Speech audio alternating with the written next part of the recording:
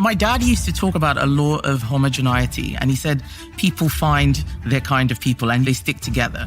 And I had this experience when I joined the Conservative Party. There are preconditions for liberalism to work in the classic sense, and those preconditions are conservative. When they vanish, then the liberal project doesn't work. A lot of what I see that has gone wrong is the corruption of liberalism. People have found the weakest points and are twisting it to do things it shouldn't be doing. In a low-trust society, everyone's a potential enemy. And if a politician is prepared to tell you something that we all know is not true, then what else will they tell you? Now, you're kind of looking at the UK as an outsider when you think about the unity of culture that brings people together. And there's a lot to unpack. There are a large number of people who are suffering from what I call cargo cult syndrome. Do you know what I mean by cargo cult syndrome? You should explain it for people, though.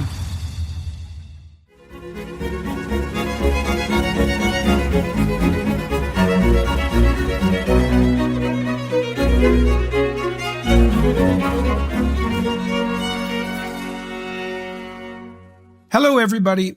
I had the privilege today, because it was a privilege, to speak to the new leader of the Conservative Party in the UK. And the Conservative Party is likely the most successful political party that has ever existed in the West as a whole.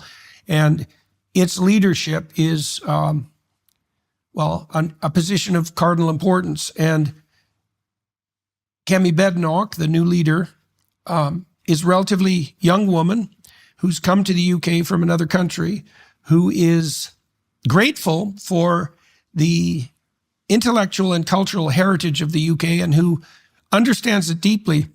She's an engineer and has extensive legal training. And that's a very interesting combination because engineers are very practical and task-oriented, and they know how to build things that work, because they have to deal with the realities of the real physical world. And her legal training has given her deep insight into the legal structure of not only the UK, but the Western world in general, because so many of the institutions that we rely on in the West were originated in the UK. I got a chance to talk to her about her childhood, her educational background, her rise to predominance in the Conservative Party, her forthright stance on issues such as net zero, which the Conservatives moved towards in a fit of, you have to say, foolishness, egotism, and cowardice. And we talked about that in some detail as well. We discussed why she believes that she became leader of the Conservative Party, but why she's also an extremely effective alternative, let's say, to Nigel Farage and the Reform Party, which is a right-wing party in the UK as well, that's on the up and up, and that has things going for it. I believe we'll be speaking with Mr. Farage. I interviewed him last year. We're going to do that again relatively soon on the podcast.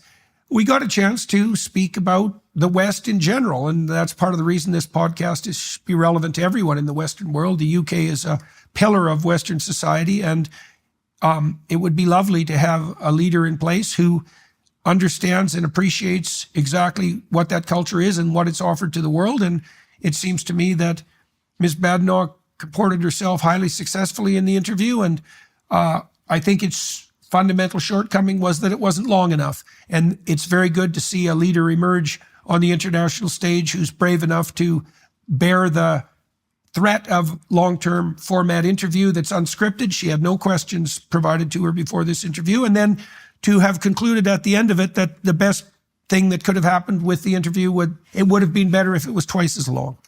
So join us for a vision of the new Conservative Party in the UK. So, Ms. Badenoch, I think what we'll do to begin with is just walk through your life biographically and let people get a chance to situate you. You've emerged into a very influential position on the international scene relatively recently. And so everyone who's watching and listening is going to be curious about where you came from and who you are. So maybe take us back to your childhood to begin with, and let's start there. I had a very interesting and varied childhood. I was born in London. I was born in Wimbledon. but purely by accident. It was not by design. My mother, who's a professor of physiology, had an obstetric referral. And her doctor said, you need to go see this doctor in the UK. And, she had me at a private hospital at a time when, if you were born in the UK, you got citizenship automatically, which she was unaware of. And my childhood was, us coming, on holiday back and forth to the UK. We lived in the US for about a year. She had a fellowship there. So I come from a very academic family, not just my parents, but their siblings and so on. And she had a fellowship at the University of Nebraska. So a lot of my early childhood memories, really vivid ones, are actually of Omaha and the snow. It's hard to have first grade. It's hard to have vivid memories of Omaha. Do you? So, and where was your family from? What's the country of origin? Oh, so my family are from Nigeria, Lagos, so the southwest, the very sort of cosmopolitan city that's by the Atlantic. And I don't know how much of the history you know, but Nigeria was a very wealthy country in the 70s. And it was a country on the up. Post-colonial times, they discovered oil. So I was an oil boom baby. And it was at the height of the oil boom. There was a lot of wealth going on, lots of people, buying homes in Knightsbridge in London at a time when the UK was actually having a downturn. Nobody was really thinking about moving here the way that we see the mass migration now. And it just goes to show just how the fortunes of countries over the latter half of the 20th century have really changed. And by sort of 1995, the country is in a really terrible place. It's been kicked out of the Commonwealth. Universities are on strike. And by this point, 96, I'm doing very well in my studies. I have scholarships, or part scholarship to go to Stanford, and there's nowhere for me to go. And my mother says, you need to leave the country. And by this time, we had discovered that I could come to the UK. It wasn't where she originally wanted me to come to. But I had a family friend who was here and who said, well, why doesn't she come stay in London with me? So my mother said, you should go and stay with her. I will take you. And my dad gave me his last £100. He spent all his money on the flights. Exchange rate was terrible. And I came here and it was just so amazing because I couldn't remember the UK from my early childhood. And it was like watching TV and just thinking the amount of opportunity I had was fantastic, how lucky I was. But also it was at a time where leaving was just something that felt like an escape from a place where no one could escape from. And I always feel very lucky about that. So I see the UK as a place of hope and opportunity. And one of the things I'm most worried about now is that the country is changing. It's not the same place that I moved back to in 1996. It's not the same place that I came back to. It's changed a lot. And that worries me. So I think you and I probably have something in common here. I think that we are classified as conservatives now, but really what we are conserving is classical liberalism, like the old liberalism, not the horrible postmodern lefty nonsense stuff, but the good stuff. The Enlightenment values, freedom of speech, things like the presumption of innocence, free enterprise, all of the things that I think helped make this country really great. And a lot of the countries around the West slowly being forgotten, being taken for granted. And I can never forget those things because I have a comparison country.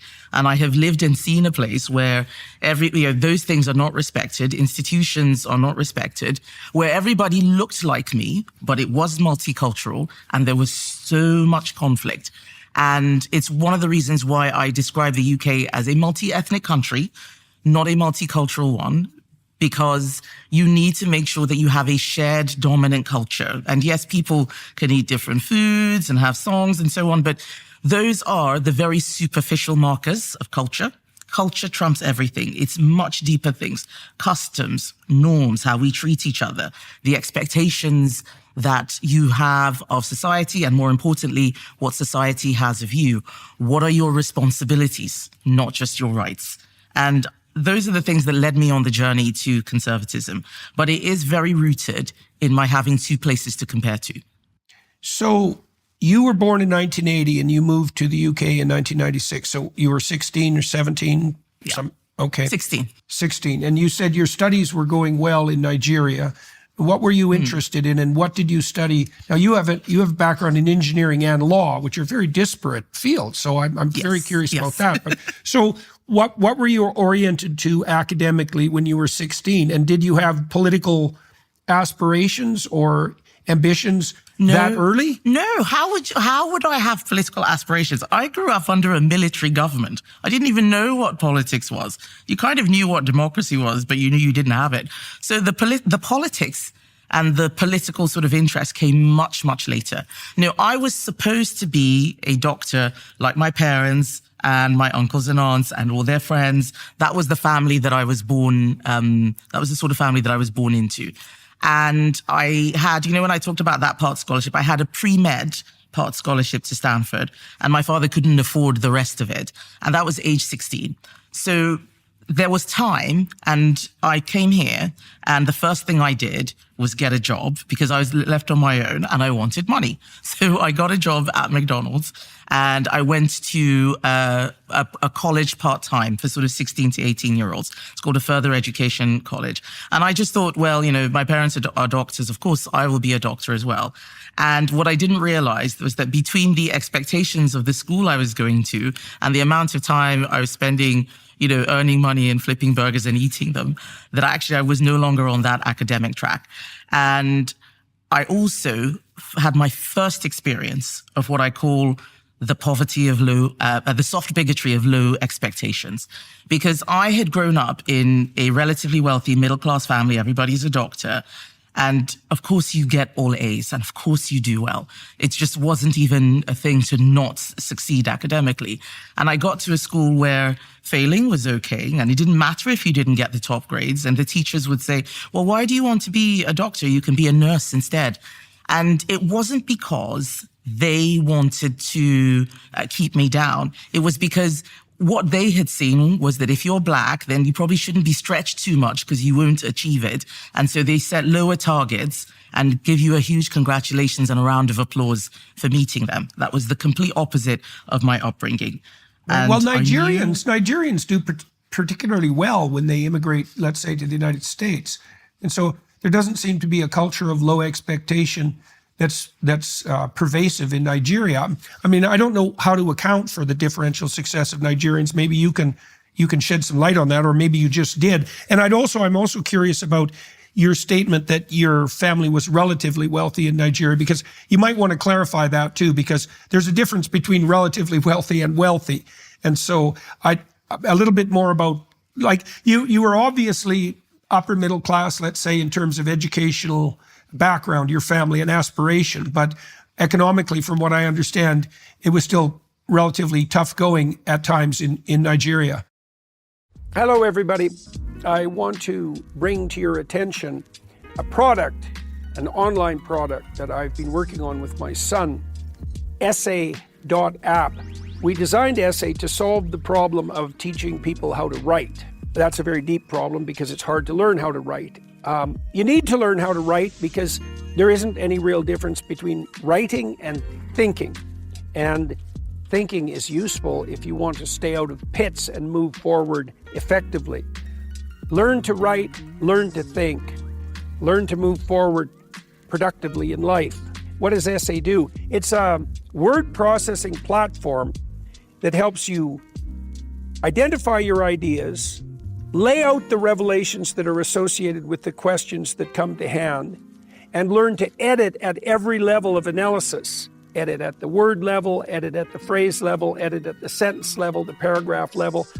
That combination allows you to explore the questions you're most interested in a productive and creative manner, and then to tighten out your communication so that you can be concise, precise, and convincing.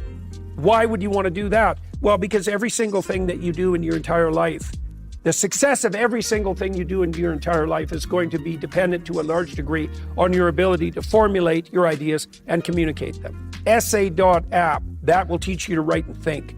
Give it a try. Being relatively wealthy in a poor country is very different from being relatively wealthy in, in the West. For me, being relatively wealthy meant that we had a car, and we, certainly up until I was about 13, we had running water. After 13, we stopped having running water. And we could occasionally, but not very frequently, travel on holiday. But we didn't have electricity a lot of the time. So it's an experience that comes from just being in a poor country, that even when you have a bit of money, you still experience life like people who don't have any. So no electricity, eventually no running water, lots of fuel shortages, but I was never hungry. So that's what I mean by that. And you're absolutely right. A lot of Nigerians who do leave the country end up doing well because they have left a system that holds them back and go to a system that allows them to flourish. And that's why I'm so interested in what is it that holds people back in one place and allows them to flourish in another. And it is not just money. It is many of the things that go with culture, the attitude to entrepreneurship, whether you live in a high trust or a low trust society. It's a very low trust society. You get a lot of clan behavior. But it is also, it's a very competitive place. So if you grow up in a very competitive culture and you then live in a place where competition is allowed and is allowed to flourish, you will very likely do well. And I think that's one of the things that explains the factors when people look at the demographics. Say that last part again. I want to just make sure I followed your argumentation there about the competitiveness. I think, yes. So I think that if you live in a place, if you've come from a country that is very competitive because there are limited resources, because there are not enough jobs to go around, there are not enough university places, so you need to be very academic, you need to be, very hustling in your behavior. And then you then move to a place where you don't have those barriers, but you still have that culture, you are more likely to succeed. And I think that is what explains some of the success of, I think it's West Africans, not just Nigerians. Right. As I suspect, as you see more and more lower skilled migration, I think you will start to see those improvements disappearing as well. I think that's one of the things. I remember seeing a study that mentioned that. So, the relative class of the people who move makes a difference. And it's one of the reasons why I say it's not just about the country people come from, but who is coming, what skills are they bringing, and do they want the place to succeed? Right. Well, and that's not even precisely class in the Marxist economic sense. It's more like level of intrinsic aspiration. And there'd be the determinants of that are actually relatively difficult to specify. What makes someone see. The funny thing about you, so to speak, and this is how I felt when I lived in Montreal, because I didn't have a lot of money as a graduate student, and I lived among relatively poor people by Montreal standards, which, they were still doing fine. I wasn't poor because my level of aspiration and possibility, right? And the idea that poverty is a consequence merely of lack of money is an unbelievably foolish presumption. And your upper middle class status, as you already pointed out, wasn't a consequence of absolute wealth, although relatively you were doing okay. It was a consequence of the fact that your family was so educated and so aspirational that it was an unspoken reality that you could and would succeed, right? That's wealth, to have that. Yes, it is more important than just pure money, because it means that you can be thrown into any sort of circumstance and you are likely to succeed. And I always consider myself so lucky, because had I been born into a different family, I might have had a different trajectory. And it's one of the reasons why I think that family is something that is not talked about enough in UK politics. And maybe we talk about a little bit more childcare for mothers and certain policy elements, but family is the biggest determinant of your success and your life outcomes. And we need to make sure that we have more stable families. Yeah, well, we know, for example, the literature on fatherlessness, for example, is that there's almost nothing that puts a child at higher risk for poor long-term life outcome than fatherlessness. for example. And so I think we have a statistic here that 95% of the prison population, or certainly in the 90s, the 90% plus of the prison population, the male prison population, grew up without their father. Yeah, so there's effects of fatherlessness that are not only behavioral in the way that you just described, so more dysregulated aggression among men, but even more fundamental physiological alterations. So boys who are fatherless have shorter telomeres by the age of 12, which means that their life expectancy is shorter. And girls... Really? Yes, absolutely. 12 to 15% shorter. It's remarkable. And girls who lack a father hit puberty 1 year earlier. Right? That's a major change. And so that just shows you how what would you say, pronounced and fundamental that disintegration of family below the nuclear level actually is. And that's certainly not merely an economic problem, although it's also an economic problem. Okay, so you moved when you were 16, and so you already had been doing well enough academically to get a scholarship offer from Stanford. So how was it that you were doing well enough academically at 16 to be offered a scholarship from Stanford? I don't know. I just was. I was a good all-rounder at school. I was very good at maths. I was very good at English. I remember my English was better than my teachers, which they found very frustrating. And I think some of that would have been just the exposure, living in the US, having parents who, bought books. So I read a lot and I was good academically. But something different happened when I moved to the UK. I stopped being good academically and I just became pretty average. And I didn't understand why that was happening. And my friends who left Nigeria at the same time I did and went to the private schools, they had a lot of money, they had parents far wealthier than mine, certainly by that time. By the mid-90s, whatever relative wealth we had was gone. And these were people who I used to beat easily at school. They were suddenly doing very well. And I realized that not all the schools are the same here, that there are some schools that are very focused, they coach, they train, and there are other schools which people pass through. And it was one of the things that I think was the foundation of my conservatism, that making sure everybody's got an equal chance or the best opportunity. And I realized that, yes, there would have been a baseline level of, good academics or, intelligence with me. But actually, the things that made the difference were the family that I had, the schools that I went to, the culture around me. All of those things added to however smart I was in maths and English. And when you took those things away, and when I started hanging out with children who didn't care about those things, then my academic results dropped, and it took a while for me to get back on track. And I ended up studying engineering. Sorry? How did you get back on track? So it took a while for me to just figure out what I wanted to do. Engineering was, when I realized I couldn't get into medical school here, very competitive, and the number of places are regulated in the UK. So there's a limit on how many places that can be. Engineering, on the other hand, is not. And the society that I grew up in had 4 magic courses. There was medicine, engineering, law, and accounting.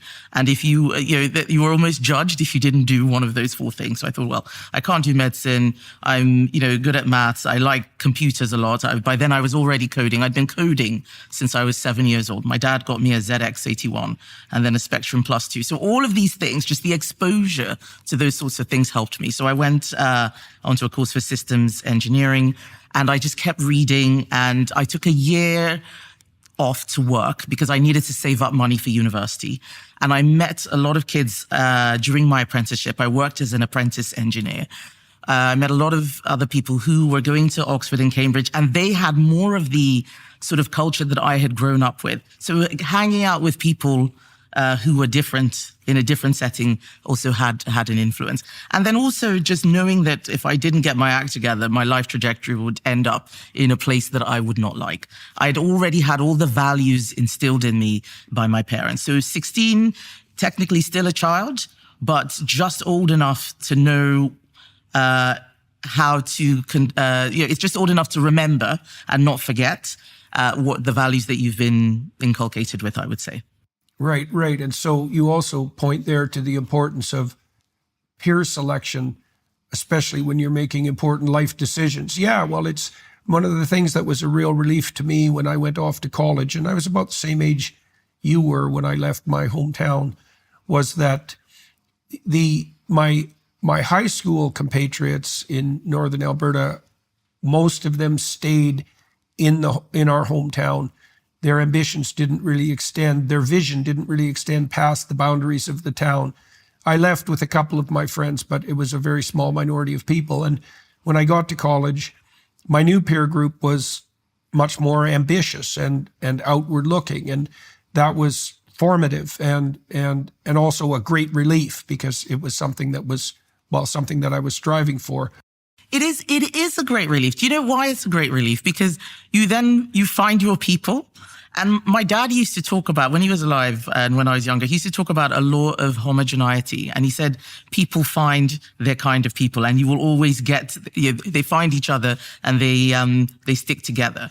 And I had this experience when I joined the Conservative Party. I thought, these are my people. Like, where have you guys been all my life? People who I agreed with on almost everything, people who thought the way I did about so much. And I think when you are in a place where the people around you think so differently, you feel very isolated. And I think that making sure that young people in particular have a sense of belonging is so critical for mental health. And it is why I hate so much of, whether you call it postmodernism, woke, but so much that tries to detach people from what is right for them and give them this horrible deconstructed nonsense and say, this is what's real. I think it's terrible for mental health. It's terrible for society. It is. It's partly because our definition of mental health in the West it's too individualistic. And we should return to that when we will talk about the overlap and the distinctions between classic liberalism and conservatism, because I've rethought that to some fair degree over the last 5 years. Partly because people kept telling me I was conservative, and I had never really thought that. As you pointed out earlier, I'd thought about myself like you had, as a more of a classic liberal. But I understand there are preconditions for liberalism to work in the classic sense, and those preconditions are conservative. And so when they vanish, then the liberal project doesn't work. Okay, so now you studied systems engineering, but then you went to law. Yes. So after I finished my my university degree, and I did a longer degree, I did a 4-year engineering degree rather than a 3-year one. Where was that? At the University of Sussex, which is on the south coast of England. And, after university, everybody disappears. You all go off to different places, you get different jobs, different parts of the country. And I just had this feeling of unfulfillment. And I thought, I've made a mistake. Maybe I shouldn't have done engineering. Maybe I should have done something else. And everybody says, I speak very well and I make good arguments. I should have been a lawyer. So I went to, it was really night school. I went to the University of London, but they have a college called Birkbeck where the classes are in the evening.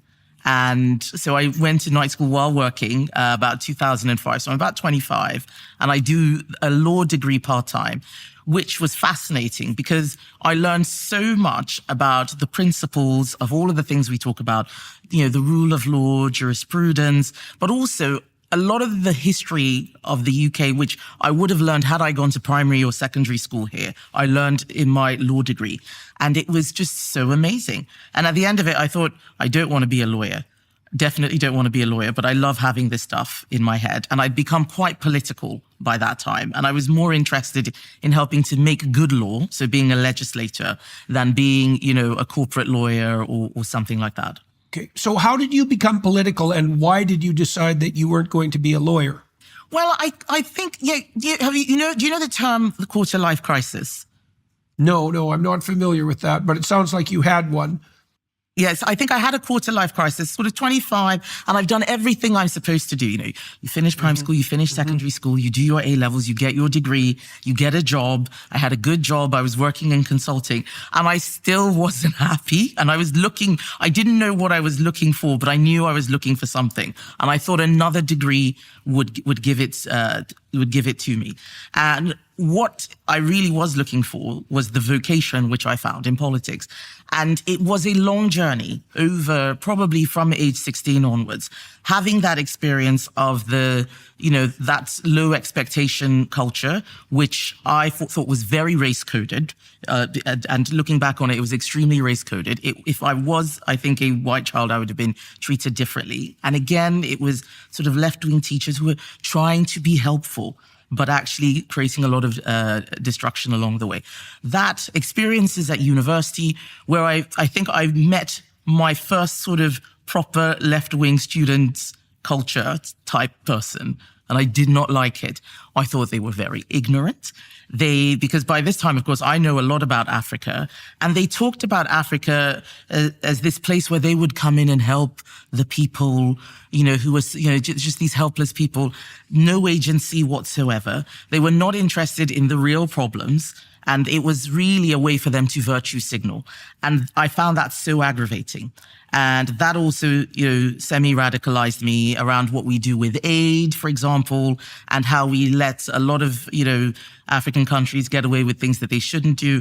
An irritation with what I call moral colonialism, where rather than focusing on growth and how to make these countries self-sufficient, we sort of preach values which the West has come to after a long period and try and impose them in places where there's they're not ready to receive them or interested, and not engaging with people on that level. So I had that radicalism, that radicalization process. And that was actually my first work with the Conservative Party. So it's 2005, I'm 25, 2006. David Cameron sets up these policy commissions, and one of them was called Globalization and Global Poverty. And I really cared about this subject because I thought a lot of money was being wasted and sent to places where it shouldn't be sent to, when actually what people needed was partnerships, business, more sensible ideas. And it was supposed to, even back then in 2006 onwards, it was how do we tackle globalization? How do we make sure it works for everyone else? But these things end up getting co-opted always by, vested interests, and which is a real shame. So many things took me on the journey to conservatism. I think also culturally, I am a Christian. I don't believe anymore. I used to. There was something changed. Something happened about 2008, which changed my views on Christianity. But still, I am culturally a Christian. My grandfather was a reverend in the Methodist Church. I went to a Church of England school, and many of the things that are formative in my experience, singing hymns and knowing them off by heart. And just a lot of the stuff that you end up doing in an African country, almost all of which are very religious, can shape you. And I find the interpretation of Christianity in the UK quite interesting compared to certainly Africa and Nigeria. People believe that. It's not just something you do on a Sunday. The Bible is a living word of God, and you have to do all these things. And of course, they're inconsistent and there are all sorts of hypocrisies. But growing up in a country that was genuinely multicultural, half the people were Muslim. We had both Christian and Muslim prayers in my school. You look at the behaviors and so on. You just get a lot of insight into religion as an aspect of culture. Religion, in my view, is downstream of culture. It's not upstream. And I think people not understanding that is why I have a lot of critiques about the way people speak about religion, Islam in particular, in this country. I don't think they understand it. I think that they miscategorize a lot of people in a way that should not happen. Did you know that multiple companies are keeping a living profile of everything that you do online? These data brokers are making billions selling your private information to big tech companies, advertisers, and even our own government. It's concerning just how many people have given up on their privacy rights, but now you can take back control of yours by using ExpressVPN. ExpressVPN reroutes all your internet activity through encrypted servers, meaning no one can see or track what you do online. It hides your IP address so data brokers can't build a profile on you, and you can browse the internet as if you're in any of 105 different countries. Both our hosts and production teams here at the Daily Wire use ExpressVPN to reroute all their activity through secure, encrypted servers and hide their IP addresses. That means no one can track them or build profiles on their behavior. ExpressVPN is also incredibly user-friendly. One tap to connect and it works across all devices, your phone, tablet, TV, desktop, protecting up to 8 devices at the same time. Your entire family can stay protected without any hassle. And right now, you can get an extra 4 months free when you use our special link. Go to expressvpn.com/Jordan and get 4 extra months of ExpressVPN. That's expressvpn.com/Jordan today. Okay, well, we're definitely going to return to that. And so you're at law school now. You're doing that at night. What are you working? What are you doing as a job during the day? I'm working as a systems analyst for a company that no longer exists. It was called Exchequer. It was quite big at the time. It was a sort of dot-com boom software company. And it was fine, and I was earning good money and saving. I had enough, earning enough to save for a house deposit. It was okay, but I wasn't there in the, hierarchy of fulfillment. Right. And so you went to law school and part-time, and you found that compelling intellectually, but you also, is that where you ran across your leftist nemesis and first started to understand what the pathologies of postmodernism, that kind of sly Marxism that's a part of that? And why did that strike you so intensely? Like, you tangled that together a little bit in your self-description with that bigotry of low expectations that you encountered with the more leftist teachers. And so that's all percolating, but it sounds to me like there were some actual striking experiences that perhaps you had in law school that politicized you. And it also sounds like your politicization in part was, at least initially, I definitely don't want that. Right. Yes. So very much. So, very much so. Well, so let's walk through that. So because I'd like to disentangle that. There's the bigotry of low expectations that you described, and that deviation that you had in your academic striving in consequence. And now you're at law school. And what are you seeing among the leftist students there, and why is that raising your hackles? So actually, what I saw started before law school, but I just couldn't define it. It was the stuff that I saw when I was studying engineering with those students. That was the first degree. And I had just a very dim view of a lot of the students studying the humanities courses, because they didn't need to work as hard as those of us studying engineering. I think I had about 26 hours of, teaching time and lab time. We were in the laboratory all the time. And then you had these people studying arts, and they were all sort of, just messing around all the time. They were acting plays and having lots of fun and going on demonstrations and protests. And I thought, where do they have time for this? And they were all so sort of smug and condescending. So I realized, well, I don't like this. And because I have the self-confidence of growing up in a relatively wealthy family, I don't feel intimidated by them. And I challenge them. I have arguments with them, and they lose and they get angry. And I think that they are just very weak people who don't like argument, and they say things like, well, you can't say that. Or how can you say that? You're black. You should know that, all these people are racist and we're just trying to be helpful and so on. And they were so condescending. So I know I don't like that. I also know that I don't like teachers who just set very low expectations. I'm learning that family has actually been the most important thing in making me who I am. And I didn't realize that long enough. So all of these things are taking me on the journey to conservatism. Then I do the law degree, where I'm reading about John Stuart Mill and Edmund Burke, and, how the rule of law is so critical to, the West, but how this country functions. And you learn the power of institutions. You see how you need to preserve institutions from generation to generation. You then compare with what happened during the colonial era, where institutions are brought and, dropped in a place. And so, yes, there's now a common law tradition, but the culture has really changed, and eventually the culture erodes it. So a lot of it is personal experience and observation, and lots of arguing. So I loved arguing, loved debating. And I remember when I was in that job working as a systems analysis, there was a lefty French guy who worked with me. And he kept saying, "You are so right-wing, you are so right-wing." And I didn't know enough then. And I said, "No, I'm not right-wing," because right-wing, as I had been taught, was a bad thing. You know, the media and the cultural establishment always used right-wing as a pejorative term. So I would say, "No, I'm not right-wing," but I was. And I remember when I really sat down and read the canon and the text, and, you know, you read Hayek and, of course, Thomas Sowell, who I love very much, I realized, oh my goodness, I'm very right-wing. And I'm proud of that. This is not something to be embarrassed or ashamed about. And my being very much on the right is that mix of the cultural conservatism, because I want us to preserve the things that are amazing here.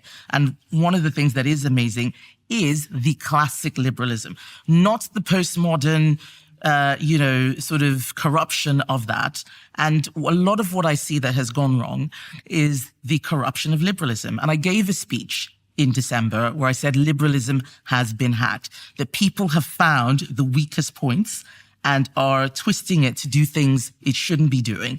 And you need muscular liberals to defend their turf. And instead, what they've been doing is giving away their turf. And that is how we ended up with a lot of the extreme gender ideology coming into play, because it wore the clothes of the gay rights movement. It's nothing like that. And that's how we saw a lot of the craziness of critical race theory, the BLM movement set race relations in a terrible negative territory, but it wore the clothes of the civil rights movement. And you need people who are in touch with reality, who can say, no, this is not real, this is not true.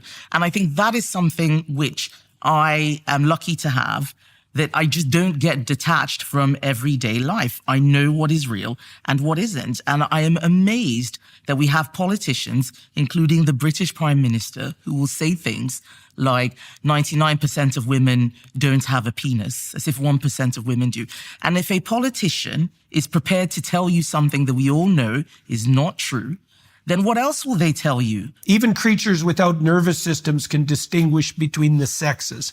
And so, yeah, there's something very pathological going on there. So let's delve into some concepts now, because you're moving in that direction. And so I want to throw something out for you, and you tell me what you think about this. I mean, when I regarded myself, let's say, more as a classic liberal, the fundamental reason for that, as far as I'm concerned, was that I believed that societies function better when the individual is the essential unit of analysis or identity.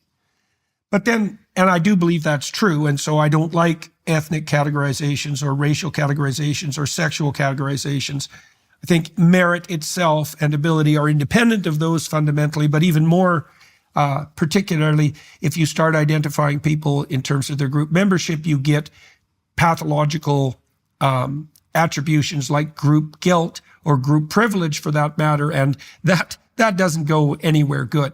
But what I've come to understand more recently is that liberal project, which really originated in many ways in the UK, I know the Americans like to take credit for it, but really they just... They do, but it was us, really. That's right. Really it was. Really it was. And in a very serious way. And that's why it's so terrible to see the UK lose faith in itself because well, of its common law tradition and its immense contribution philosophically in terms of sketching out liberalism. But then you might say, well, what are the preconditions for being able to use the individual as the fundamental unit of analysis, like perceptual analysis? And it seems to me it's like it has something to do with Christianity. And I say that partly because every Protestant and Catholic majority country outside of Africa is a functional democracy. And so that's a very striking fact. It has something to do with the presumption of intact family, right? So imagine liberalism works, individual liberalism works, if there's an underlying unitary ethos, and that would be the antithesis of the multiculturalism that you described, that's predicated on belief in the intrinsic value of every individual as a fundamental axiom, and also the fundamental equality between men and women. at the level of ultimate value. And so those are preconditions. And then the sanctity of the family and the stability of the family, and that would be the long-term committed, child-focused, monogamous family, which is a very particular type of family arrangement. And then once you have that, then the liberal project will work. But it stops working if that understructure starts to disintegrate. And that seems to me to be where modern conservatism can play its most salutary role, is to remind us, well, no, we need a unity of culture. That's a tricky thing. And that's something that you referred to. It's like when you think about unity of culture, and you made some reference to the relationship between that and religion, when you think about the unity of culture that brings people together, what is it that you think is irreplaceable? And now you're kind of looking at the UK as an outsider in a sense, right? And an appreciative outsider. You're kind of like Ayaan Hirsi Ali in that regard, right? Because you can really see the advantages, and you had to come at that understanding of that advantages really in an intellectual manner and as an anthropologist almost. So what do you see as the necessary preconditions for the kind of unity that brings a country together and that is a barrier to multicultural disintegration, nihilism, and conflict? So what are the preconditions? And there's a lot to unpack in what you've just said. So you are right. I force myself to always try and look at our country from an outside lens. And that's how I know that it is, in my view, you will differ, you will disagree because you're in Canada. This is the best place to be. Despite a lot of efforts to change it, it still is wonderful. So you're asking, what are the preconditions?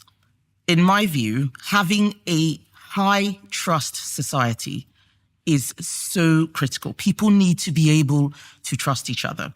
And the problem with having lots of different groups and lots of different group identities rather than one shared group identity is that no matter how hard you try, people will compete with each other, even when they look exactly the same.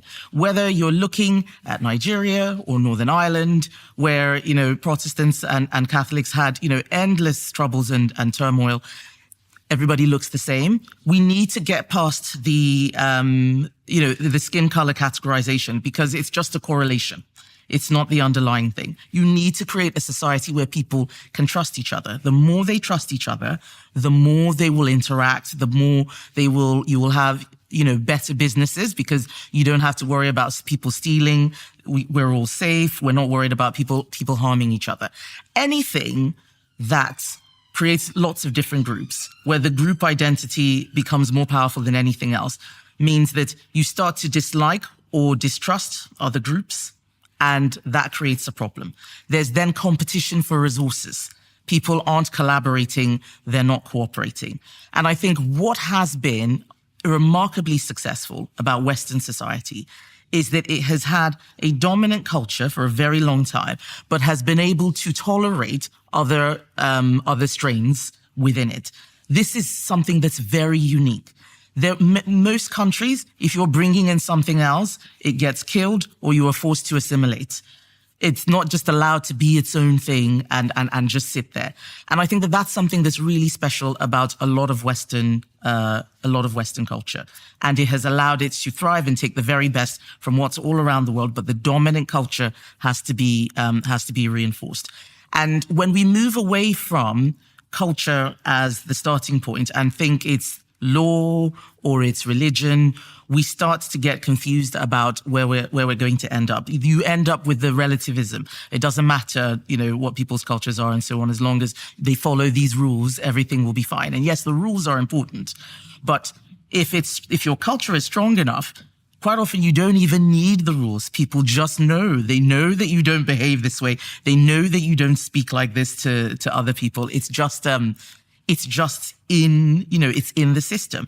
And that's where I want us to get to. That's where I want us to get to as a country. And you can see, I haven't done, theses and written books about this. A lot of it is just pure, as you say, anthropological observation. I look at a lot of Christianity or a lot of churches in Africa, And there are elements of the way that worship takes place that is exactly as it used to be when it was an animist society. It's that, the cultures take the bits of Christianity that they like the most. So there is a lot of speaking in tongues, which is almost unheard of in Catholic and Protestant sort of churches in the UK.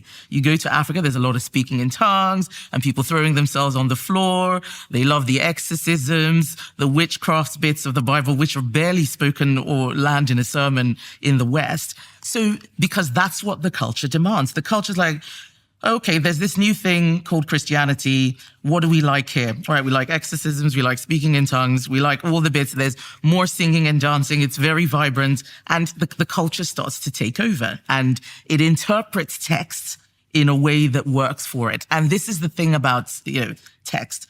You have to really guard, if you wanted to keep doing what it was always doing, you have to really pay attention. You have to really guard it. Otherwise, people can appropriate it and almost make it do the opposite of what it was meant to do.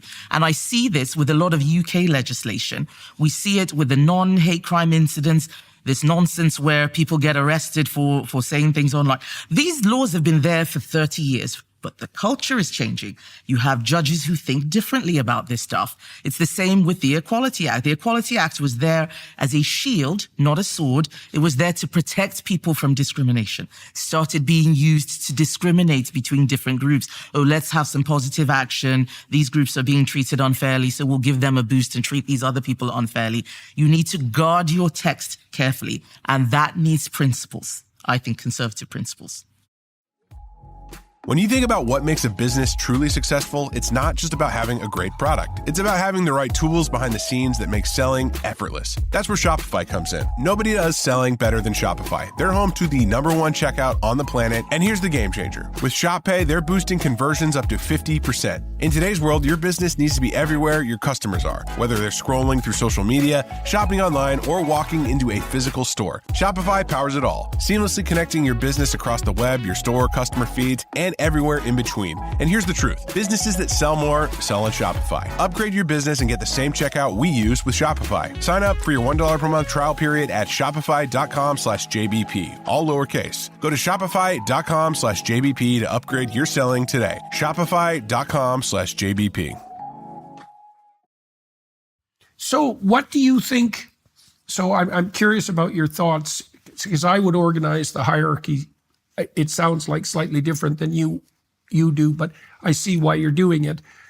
I think about the religious presuppositions as being the deepest presuppositions, and then the cultural presuppositions nested inside those. Now, you just pointed to a situation where the cultural framework supersedes the religious and alters it. And so, you can see that there could be a shift in that. But having said that, I'm very curious about your comments on a high trust society, because it's been my understanding that there actually isn't any natural resource except trust.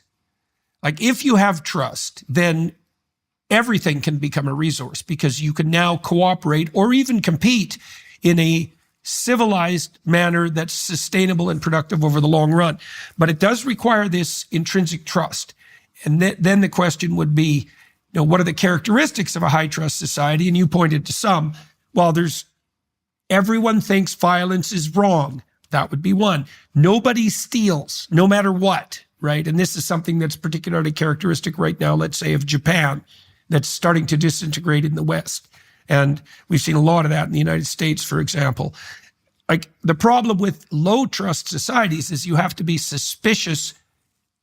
In a low trust society, everyone's a potential enemy. In a high trust society, everyone's a potential friend and collaborator.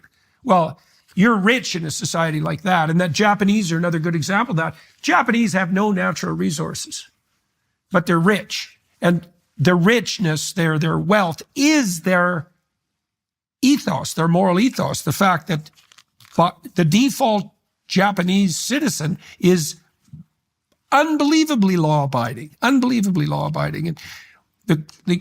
now your sense, your intuition is that you fragment high trust societies with a careless immigration policy, say, a careless multiculturalism. And there's Robert Putnam, the Harvard professors shown that quite clearly, that more homogenous societies, let's say, tend to be higher trust. And I guess it's partly because there are just fewer differences to take into account, right? There's a shared set of presumptions about the nature of proper behavior and of reality itself. And if you diversify that to too great a degree, nobody knows which way is up. Nobody can tell the difference between a man and a woman, for example. But what do you think's dissolved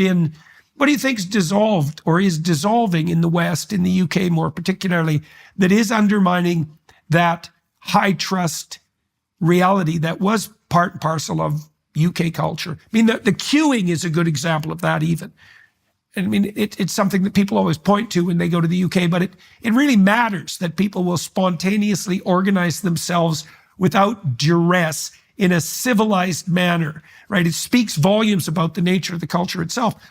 What do you think has undermined that? We still queue, by the way. I remember someone showing a video. There was a set of riots that happened about 10, 15 years ago. And the looters were queuing to get into the shop. We still queue. That's good. Civilized looters. Yes. That's a good thing to see. Yes, we still queue. So the question is, what is the thing that is undermining the high trust nature of our society? And I think it's complacency. And, you talked about the careless immigration policy. This is something that I find unbelievably infuriating. How did this happen? Because everybody thought someone else was dealing with it. And, whether the ministers thought the civil service was doing it or the civil service thought that the border people were doing it and so on. At the end of the day, we as the political party in charge have to take responsibility for that. But it's one of the things that I find most frustrating, because there is a complacency in this country that it doesn't matter when something's happening, because everything's going to be okay. We are the UK. We are a rich country. And so everything's going to be fine. And it doesn't matter what you do. The UK is the UK. It's a civilized country. People queue. And it doesn't matter how many people come in. We're always going to be the UK, and everything's going to be fine. It is complacency.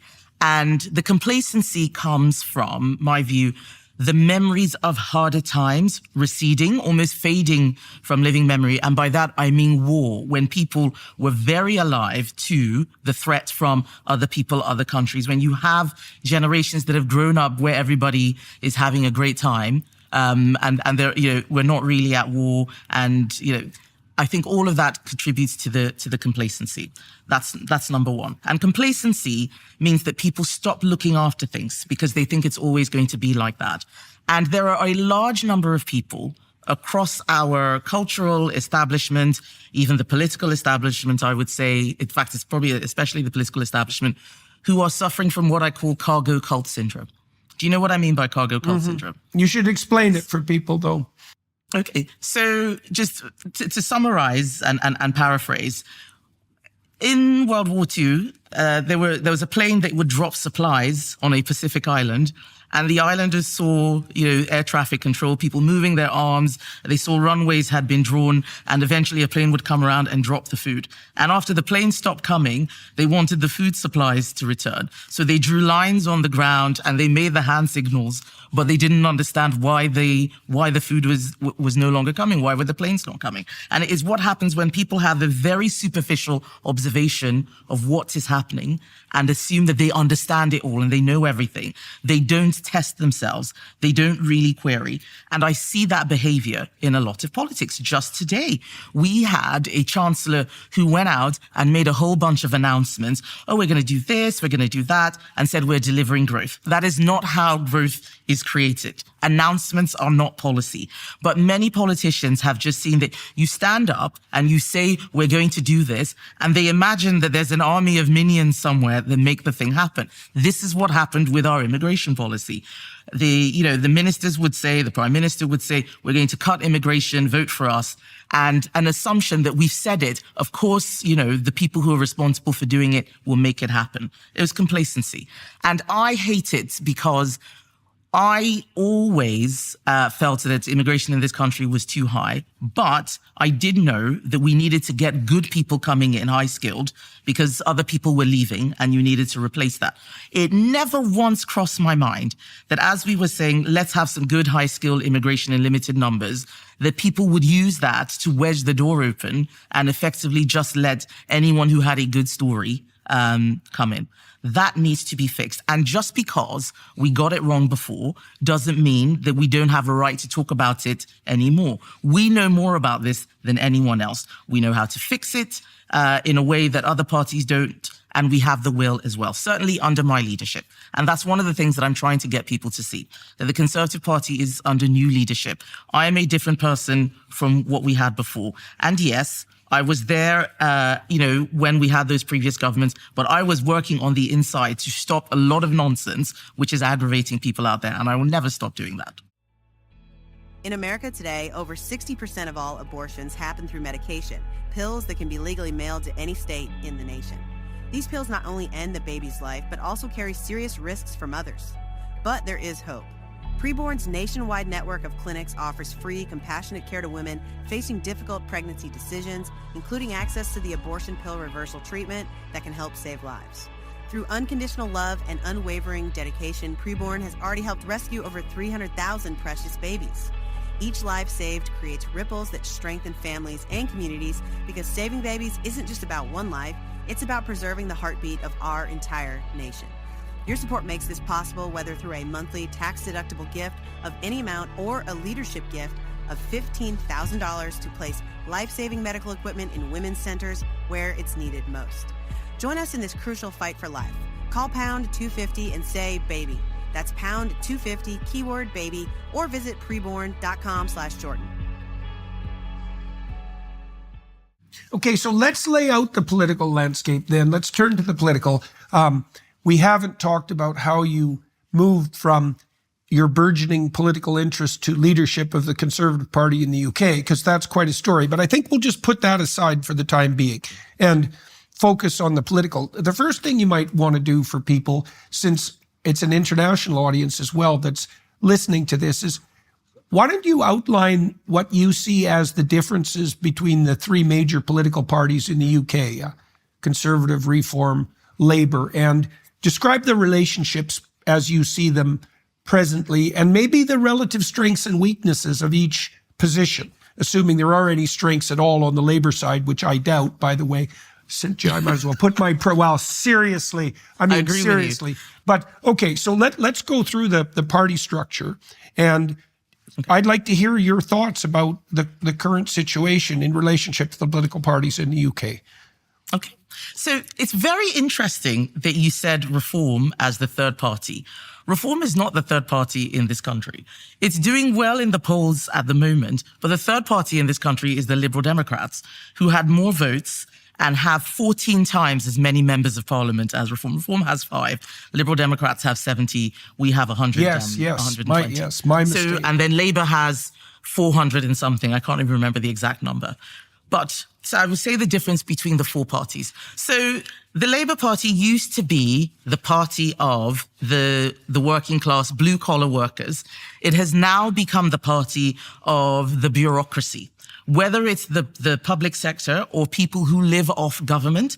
So people who live off government regulations, compliance, and so on. That's who they speak for now. They don't speak for what we would call blue collar. We are the traditional party of the right. The Conservative Party is the most successful political party, I think, in history, certainly with our longevity. And we are the center-right party. And we are traditionally the party of the entrepreneurs, low tax. We've merged what I would call classic liberalism with old school conservatism. And that's where we are. That's where we are now.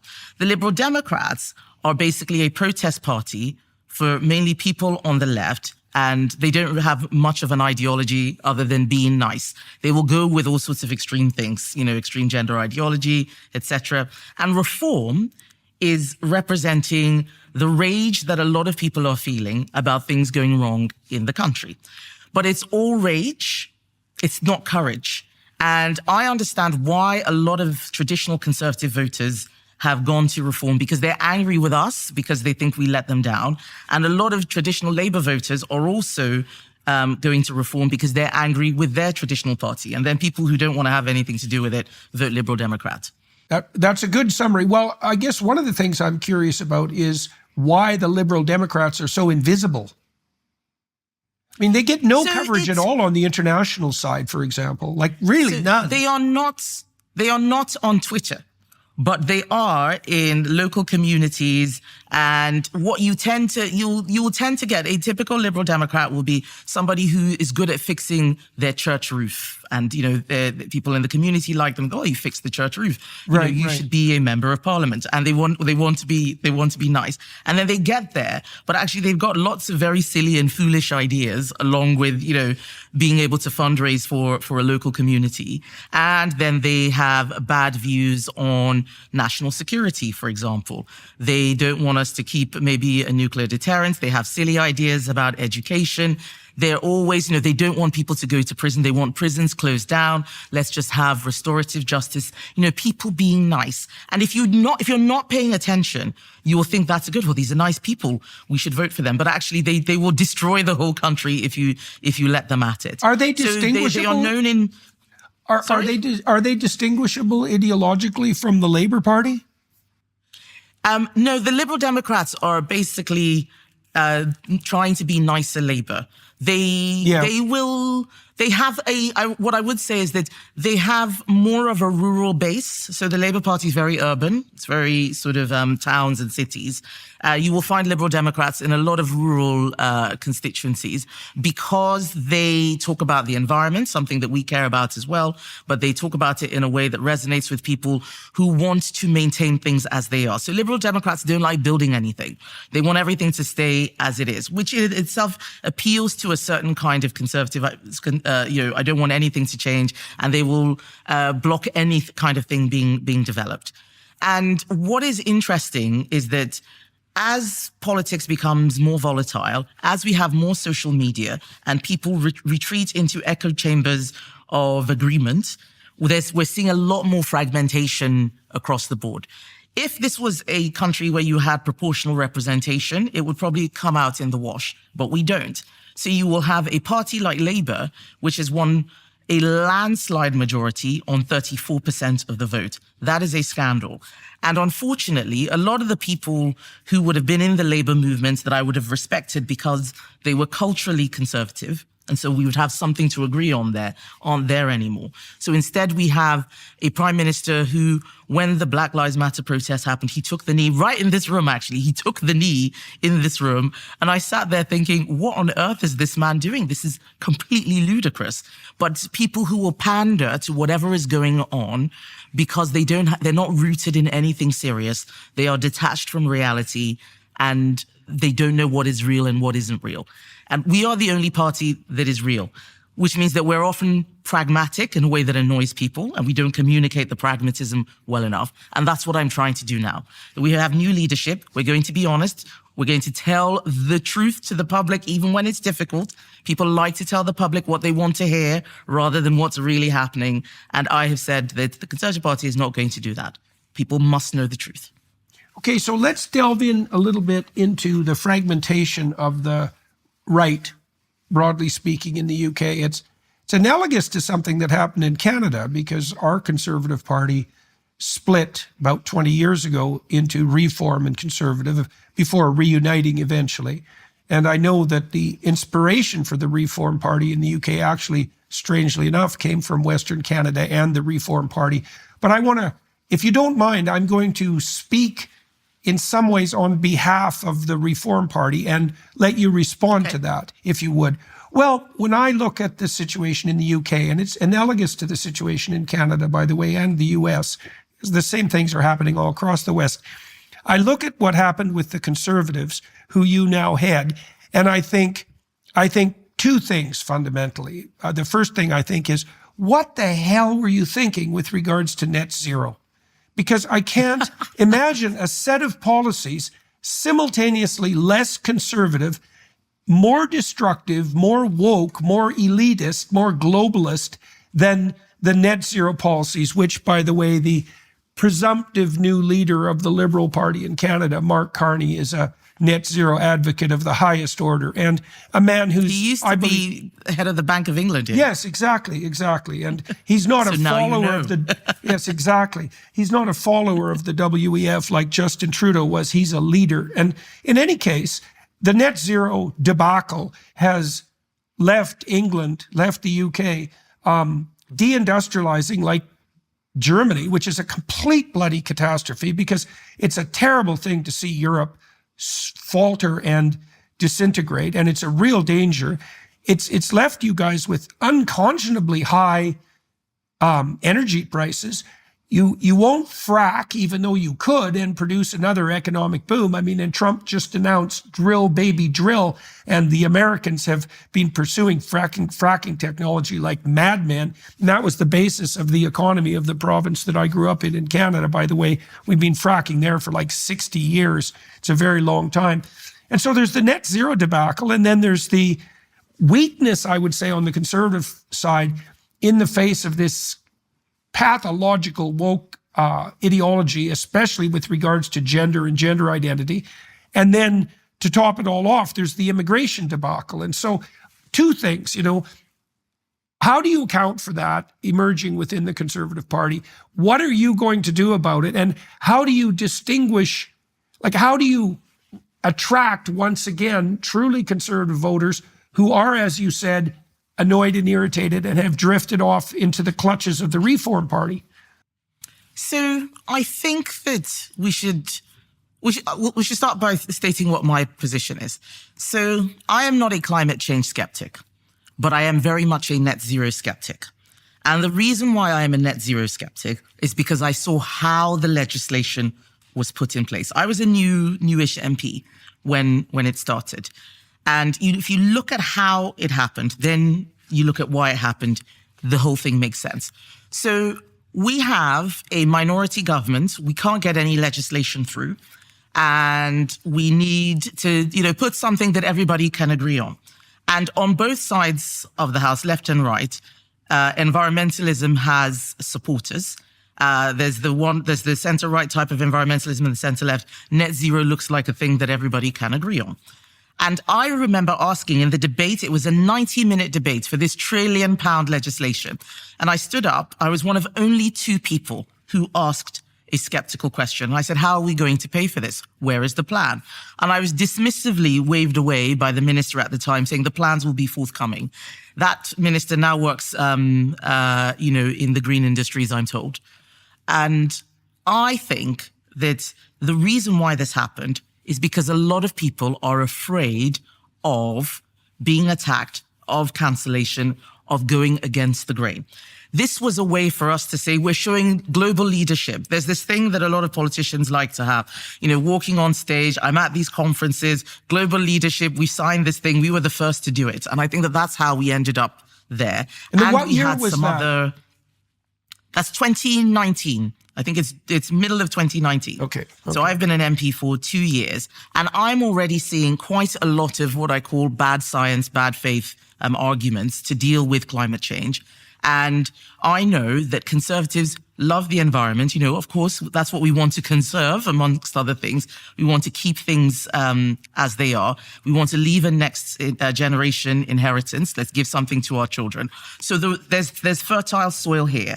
But the net zero idea is bad because there is no plan. It's just an announcement. So we say we're going to do this thing and then we start working it out later. This is one of the things that I want to stop.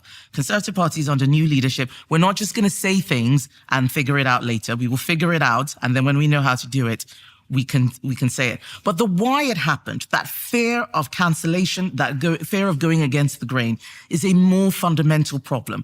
People are so afraid of challenging bad orthodoxies. There is a terror of being heterodox.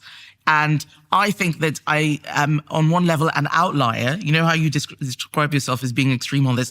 For me, it is an outlier when it comes to telling the truth and challenging orthodoxies, and nothing will stop me from saying it.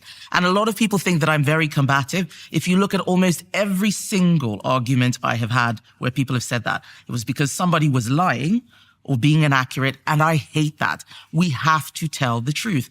And you've gone through this thing where you say something and a lot of people agree with you, but they're all afraid of speaking out. People are afraid of being labeled. They're afraid of being called climate change skeptics. They're not able to speak up for themselves. And so they stay quiet. And that's how it happens. It's all part of the proliferation of identity politics, which goes well beyond race and religion and so on. It's even the identity of ideas. We are environmentalists, so this is what we believe in. You've got to do all these tick boxes. And with no one challenging, or those few people who are challenged, labeled as climate change deniers, I should say, they're not worried about being called skeptics. They're worried about being called climate change deniers and being ostracized. So they stay with the herd. What's everybody saying? All right, I want to be with that crowd. And you add on top of that the diminishing of free speech, and you suddenly get a place where people are afraid to point out what's going wrong. And that's how we ended up with net zero.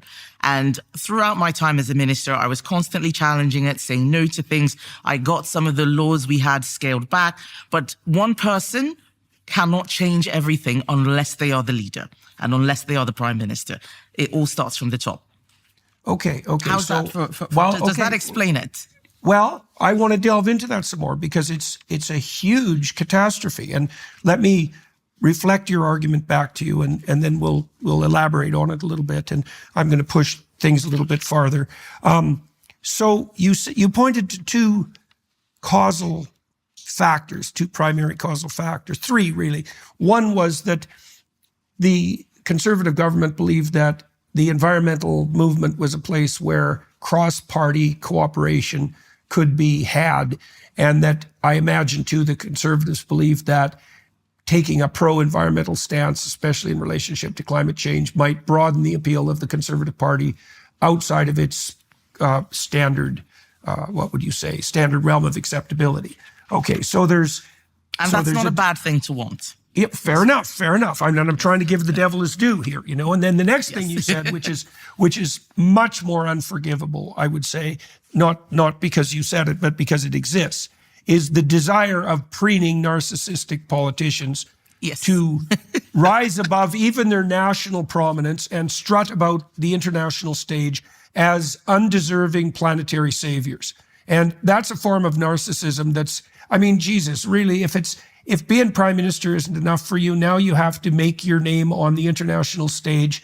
It's like, is there any limits whatsoever to your hubris? And the answer to that is no. And someone like Justin Trudeau is an absolutely stellar example of exactly that pathology. And I think it was Keir Starmer himself who said, if I remember correctly, that Westminster in some ways was beneath him, that the real action was at places like Davos, they have the highest quality call girls there, for example, which is one of the indications of just how stellar an organization it is, right? And so there's that hubris, and that's really not good. Like, it's seriously not good. And then that's allied with this fear of cancellation. Now, that fear of cancellation is actually real.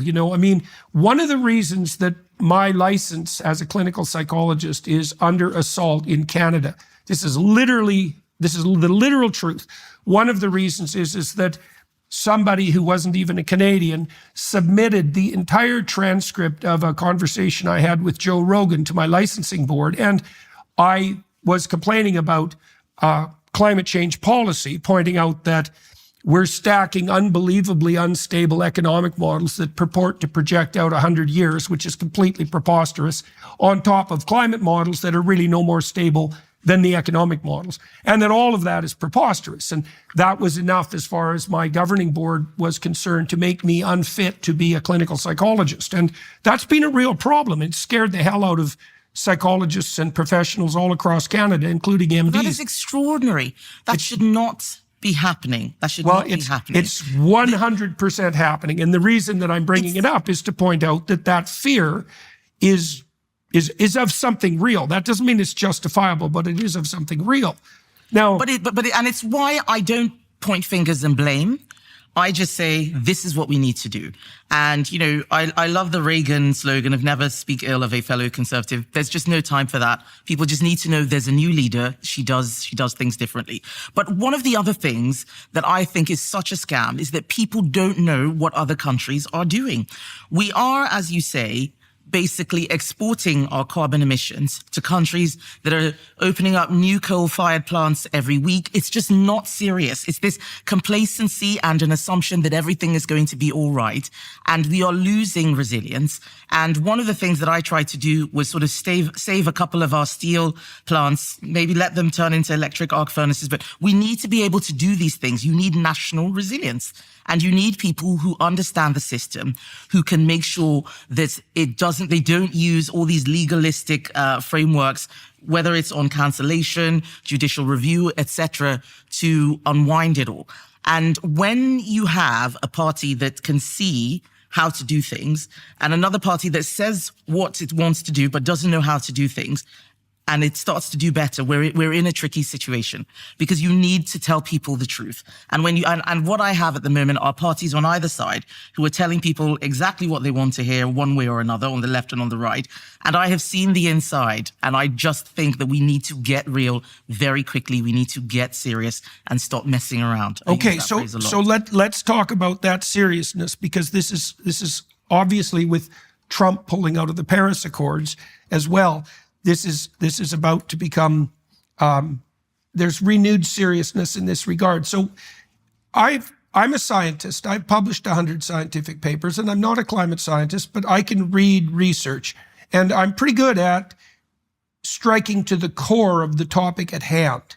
And so I've spent a lot of time reviewing the carbon debate, and this is what it looks like to me. And I would like your opinion about this. The first thing that I think is incontrovertible is that carbon dioxide levels are at a historic low when calculated over a 500 million year period. That's a very long time, 500 million years. And we're low enough so that Patrick Moore, who was one of the people who founded Greenpeace, believed that had we not started burning fossil fuels and cranking up carbon dioxide levels in the atmosphere, that plants would have started to die en masse within 100 or 200 years. So we're really at historic lows. Now, there is evidence that the planet has greened quite substantively in the last 20 years because of increased carbon dioxide levels. Whether that's human-caused or not is not exactly fixed, but there's some possibility of it. But not only has the planet greened 20%, which is an immense amount. It is the cardinal piece of data on the carbon dioxide front, that greening. It's also greened most spectacularly in semi-arid and desert areas because plants with more carbon dioxide can tolerate more arid conditions. And so the planet is greener and crop yields are up. And so as far as I can tell, and I'm going to push the envelope here, not only are the carbon dioxide fearmongers wrong, they're telling the opposite of the truth, is that it looks to me like there's some reason to believe that increased carbon dioxide is, I think, incontrovertibly a net good. And I can say that. You don't have to agree, and I don't even expect you to agree, but it's a topic that needs to be broached. And and then let's add a couple of dimensions to that. So we have a situation in Australia, for example, where the Australians will sell coal to the Chinese, who are building these plants that you described at a rate that's just beyond comprehension. But they won't build coal plants in their own country, even though the air we breathe, as the environmentalists keep pointing out, is pretty much the same everywhere. And so we're deindustrializing Germany, we're deindustrializing the UK, we're deindustrializing Australia. Mark Carney, who wants to run Canada, thinks 85% of fossil fuels need to stay in the ground. And we're doing this while China is having an absolute bloody field day.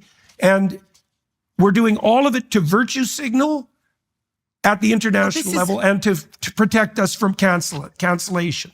This is what I mean by us not being serious, where you're not really solving the problem. You're just giving yourself a nice announcement or a nice headline.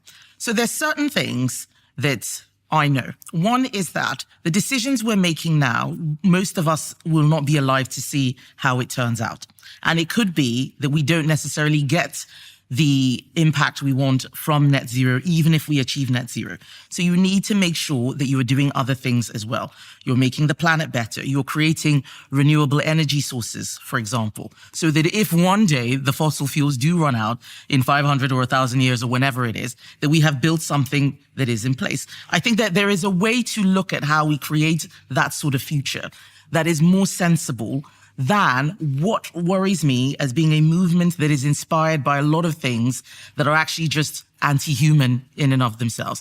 That when I hear the rhetoric of a lot of people who talk about net zero, the left-wing extremists, not just the traditional left, but the hardcore sort of climate extremists, it's like they don't like humanity itself, like they don't like people. They see us as being alien to the planet and it should just be nature without people in them.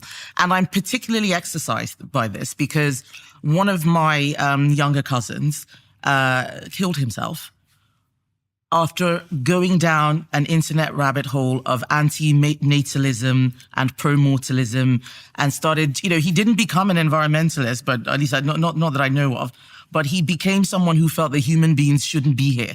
And why are we doing this to the planet? And I see a lot of that in, much of the rhetoric around the climate change extremists. And I don't like it. I don't like things that are anti-human. I don't like things that make people feel bad about themselves, whether it's that human beings shouldn't be on the planet or, the identity politics of race and, white people are all evil or whatever. I don't like any of that stuff. And so I have a skepticism towards this movement and the outcomes I have seen. I was the Secretary of State for Industry and Business, and I saw our manufacturing closing down because people said the energy prices were too high. This is crazy. We have to stop it. And there I was fighting my own colleagues and saying we have to stop this. And they would say Paris Agreement, the Climate Change Act, the Labour brought in, we've got to do it. Otherwise we're legally liable and so on. So we did not try to remove the framework of the left. We went along with it for many understandable reasons. We didn't have the numbers for most of the time. When we did have the numbers, we were dealing with COVID. But that time is past now. We need to talk about the future. What are we leaving for our children? A much better environment, I think, is important. And I don't think we will get it by just closing down all our industry and hoping that China looks after us. That is not serious. We have to be smarter than that. Okay, so we're running out of time, which is really unfortunate because there's many other things that we didn't discuss that are necessary to discuss. Immigration, for example, the relationship between the Islamic world and the Western world, that's like a hot potato, to say the least. And we can't delve into those rabbit holes, but I would like to summarize, I think, why, because one of the questions I had that you obviously need to address is why should people trust you and why should they prefer you, let's say, to Nigel Farage on the reform side? And I'm going to summarize, I think, what you've said about that, and then I'll ask you if you'll add to that. You said, for example, that you're in a unique position to evaluate the strengths of UK culture because you've benefited from it so indirectly and directly, and you're conscious of its value. And I compared you in that regard to Ayaan Hirsi Ali, which I think is a good comparison. And so, that's really worth thinking about, is that you have reason to be grateful for what UK culture has brought to the world, and you know what those reasons are. And so, that's a big deal. And then you said as well, and maybe we can make a bit more of this, that you were one of the people who had expressed skepticism and doubt about the rampage to $1 trillion expense on the net zero side. Now, interestingly enough, isn't it fascinating that we talked about the notion that it was fear of cancellation that would stop people from doing what you did, but the consequence for you, indirect though it may be, is that you're now the leader of the Conservative Party, which is, that wasn't exactly an obvious outcome. And yet it happened. And, one of the things we haven't talked about, so let's close with this. Like, why in the world are you the leader? How the hell did that happen? And why do you think that why is that a good thing? Why do you think you're a good leader? But also, why are you a leader that's good in comparison, let's say, as a choice if the choice is Nigel Farage and the Reform Party, why should people who feel that they've been burned by the Conservative Party trust you and the party now? So why should they trust me? Because they can look at my record. When the net zero debate was happening, you can see me on the screen literally questioning it. So you can trust because of what I have done before. So it's asking people to look at what I did when I had the chance. And it is because every point where I had a fight, I was quite often fighting for other people. Tackling extreme gender ideology, this was something that took hold, the social contagion across the West. And I fought despite a lot of personal attacks, a lot of threats of cancellation, and I broke through. So I'm not going to hide and not tell people the truth. It is because I am honest that they can trust me. But it is also because I like fixing things. I'm an engineer. I don't like seeing stuff that's broken and wondering who's coming by to deal with it. I like to deal with it. And I love this country. I love its institutions. I am a builder. I want us to build things. And the problem I have with other people on the right is that they're so angry. They want to destroy things. They don't have a plan for how to build things. They just say, well, we'll just do this and we'll tow boats back to France and we'll shoot the people who are coming there and then everything will be fine. You can't seriously think that that will work. These are people who've never been in the system. So I am a realist. I'm an honest realist. I know how to fix things. I have the experience, which, you were talking about the Reform leader. He doesn't have that experience. He is more a media personality. He talks a lot. If we do not get Labour out because the right is split, we're going to have so much more of this. And we don't want a party that has never had to deal with these things in government before. There is a system that works. If you try and burn it down without knowing how to replace it, we'll be in trouble. And this is where my experience of other countries comes in. You look at the Arab Spring, for example. You look at revolutions across the world. This sort of rage, and we're going to have a revolution and we'll tear the establishment down, does not tend to end well. And this isn't saying that people have no right to be angry. Of course they have a right to be angry. I am furious about immigration. It's absolutely too high. There was a lot of carelessness. Who's coming into our country? The culture, the levels of integration are getting lower and lower. No one has a plan for integration. I'm going to work on one. That is what is different about me.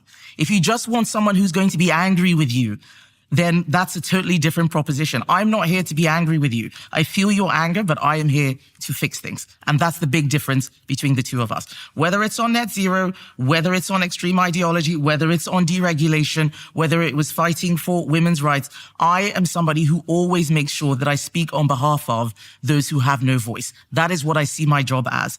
I do not understand this love of global summits and so on. I went to Davos as a Secretary of State. Ministers from all over the world tend to meet there because they're all there at the same time. And I can see why a lot of people are angry about it, because it looks like a closed room where decisions are being made. It's not really, it's more like a boring conference where people spend a lot of time preening. And I didn't enjoy it. But once you start seeing those things, you start to understand how people get influenced, how decisions are made. And I am quite immune to a lot of that. And that is what I want to bring to the leadership of this country. And we've got 4 more years, at least, of Labour. By the time they have finished, there's going to be a big mess to fix. And you're going to want people who understand it and who get it to clean up that mess. You're not going to want people who will just start thinking about it and learning on the job. And that's the offer. Yeah, well, I think one of the things that I really learned about you today that's striking is that combination of engineering and legal education. Now, I've worked with a lot of engineers, well, and a lot of lawyers for that matter. But one of the things that's very interesting about engineers, 2 things. First of all, they tend to be pretty truthful.